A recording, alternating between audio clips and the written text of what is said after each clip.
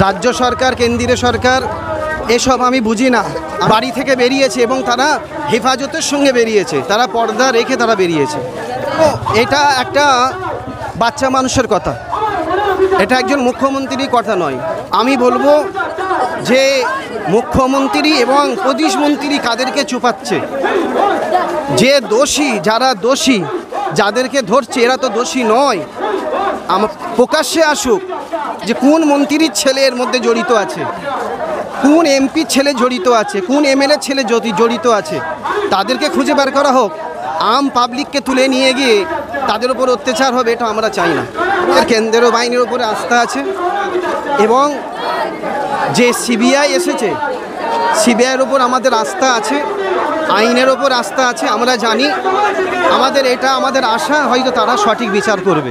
শুধু আনিস খান নয়, গাড়ি আছে দিদি গাড়ি, শুধু আনিস খান নয়, আজকে বলুন আনিসের পর থেকে কতজনকে মারলো, বিচার হলো কি?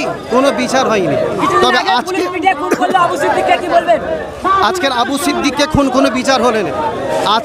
আজকে আমরা কঠোর সে কঠোর আমরা প্রতিবাদ করব। মহিলারা রাস্তায় নামলো। দেখেন, রাজ্য সরকার কেন্দ্রীয় সরকার এসব আমি বুঝি না। আমি একটাই বুঝি, আমার বোনের বিচার হোক।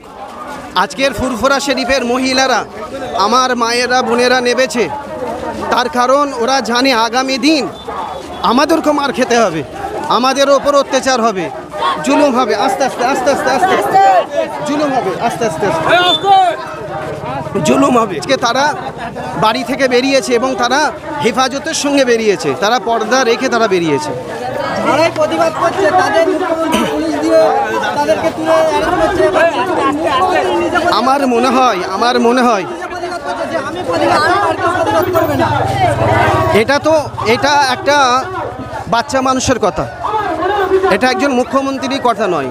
আমি বলবো যে মুখ্যমন্ত্রী এবং প্রতিমন্ত্রী কাদেরকে চুপাচ্ছে, যে দোষী, যারা দোষী, যাদেরকে ধরছে এরা তো দোষী নয়। প্রকাশ্যে আসুক যে কোন মন্ত্রীর ছেলে এর মধ্যে জড়িত আছে, কোন এমপির ছেলে জড়িত আছে, কোন এমএলএ ছেলে জড়িত আছে, তাদেরকে খুঁজে বের করা হোক। আম পাবলিককে তুলে নিয়ে গিয়ে তাদের উপর অত্যাচার হবে, এটা আমরা চাই না। রাজ্যের পুলিশ আর পাহারা দিতে পারছে না, লাস্ট পর্যন্ত কেন্দ্র বাহিনী আসে, কেন্দ্র বাহিনীর তদন্ত করবে, কেন্দ্র বাহিনী পাহারা দেবে, আর্জি করে।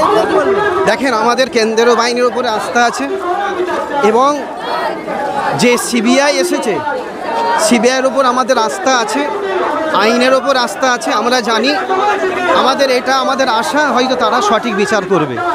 আনিস খানের বিষয়ে আমরা দেখেছিলাম যে আপনার কাছে আইনের উপর আস্থা আছে, কি বলবেন? আনিস খানের তো ন্যায় বিচার এখনো পর্যন্ত হলো না। শুধু আনিস খান নয়, গাড়ি আছে দিদি গাড়ি, শুধু আনিস খান নয়, আজকে বলুন আনিসের পর থেকে কতজনকে মারলো, বিচার হলো কি? কোনো বিচার হয়নি। তবে আজকের আবু সিদ্দিককে খুন কোনো বিচার হলো না। আজকে আমরা কঠোর সে কঠোর আমরা প্রতিবাদ করব, প্রতিবাদ করব, আন্দোলন করব। এইটাকে আমাদের হাতছাড়া করলে হবে না। এটাকে যদি হাতছাড়া করা হয়, আগামী দিন আমাদের ঘর থেকে আমাদের মা বোনকে টেনে নিয়ে এসে অত্যাচার করবে। আমাদের